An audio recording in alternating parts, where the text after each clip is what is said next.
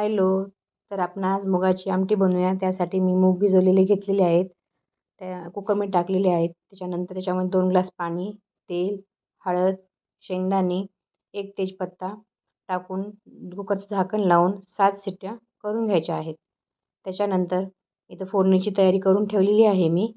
नंतरला ते बघायचं व्यवस्थित शिजलं का, तर हो शिजलेलं होतं. डाळ घरसायची जी घडसणी असते ना, त्याच्याने मस्त फेटून घ्यायचं.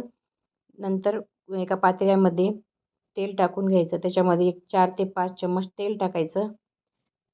त्या तेलाला ना मस्त असं गरम होऊ द्यायचं. नंतर त्याच्यामध्ये मोहरी, जिरे, लवंग, अ, दालचिनी, लाल मिरची आणि तेजपत्ता टाकून घ्यायचा. ते चांगलं फ्राय झाल्याच्या नंतर त्याच्यामध्ये हिरवी मिरची टाकायची. नंतर आलं लसणाची पेस्ट टाकायची. ती मस्त लालसर झाल्यास कांदा टाकायचा. तो तेलामध्ये खालीवर करून मस्त छान असा परतून घ्यायचा. तो लालसर झाल्याच्या नंतर त्याच्यामध्ये थोडंसं टोमॅटो टाकायचं. टोमॅटो टाकल्याच्या नंतर त्याला छान शिजवून घ्यायचं टोमॅटोला मऊ होईपर्यंत. आणि त्याच्यामध्ये थोडंसं ना चवीनुसार थोडीशी साखर टाकायची. म्हणजे साखर टाकली ना त्याला चव छान येते. ते मस्त फ्राय झाल्याच्या नंतर बाकीचे जे मसाले आहेत ना ते टाकून घ्यायचे.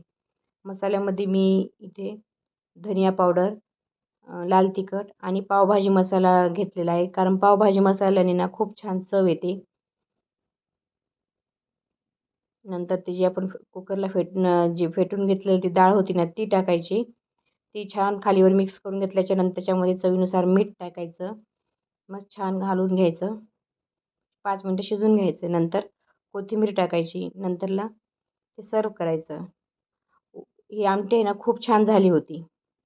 भातासोबत किंवा भाकरीसोबत, चपाती, भात आणि ही आमटी खूप छान लागते.